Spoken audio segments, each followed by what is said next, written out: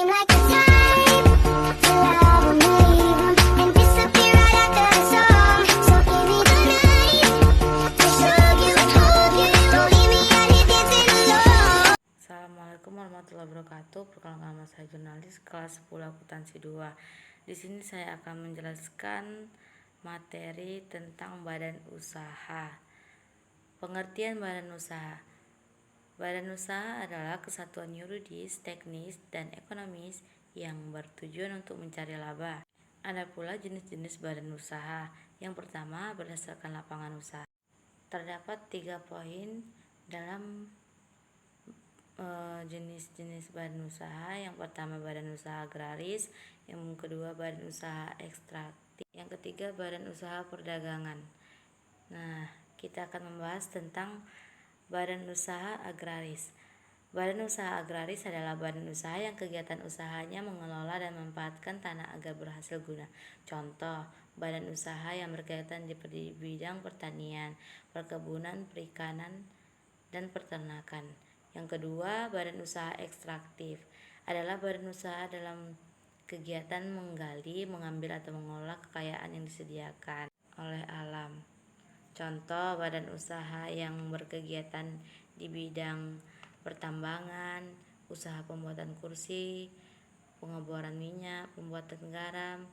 Terus, poin ketiga, badan usaha perdagangan adalah badan usaha yang kegiatan usahanya membeli dan menjual kembali barang hasil produksi tanpa membentuk suatu sifat barang tersebut. Contoh, badan usaha yang menjual pakaian, supermarket, dan toko kelontong. Terus bagian kedua, BUMN. Pengertian BUMN.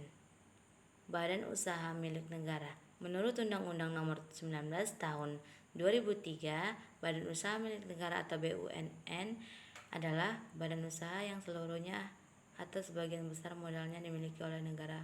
Pengertian secara langsung yang berasal dari kekayaan negara yang dipisahkan. Sumber modal badan usaha milik negara. Yang pertama, anggaran pendapatan belanja negara atau yang disingkat dengan APBN. Yang kedua, kapitalisasi cadangan, dan lain-lain. Ada pula peranan BUMN dan dalam perekonomian negara.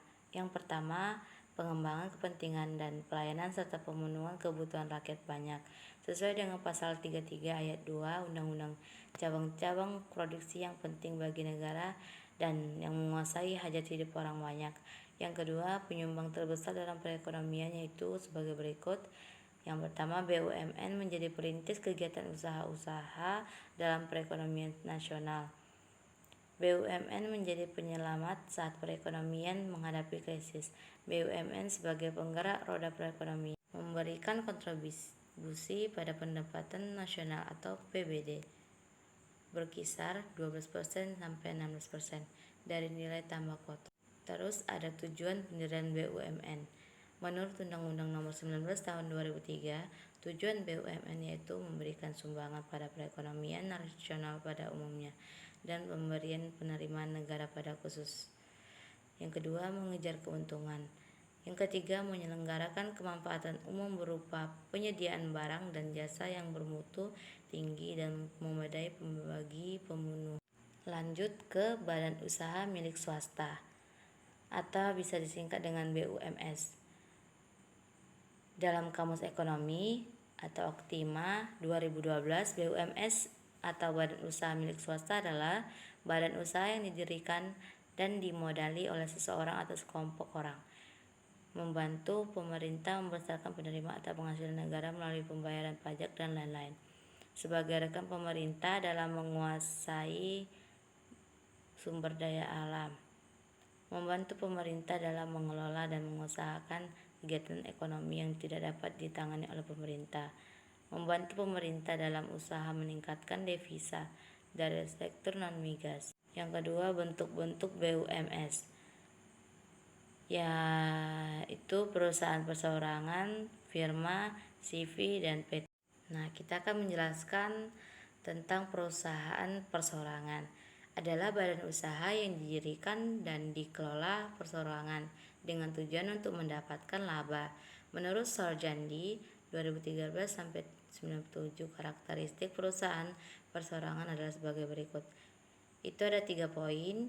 Poin pertama, kepemilikannya terdiri dari 1 orang. Poin kedua, tanggung jawab pengusahaan tidak terbatas.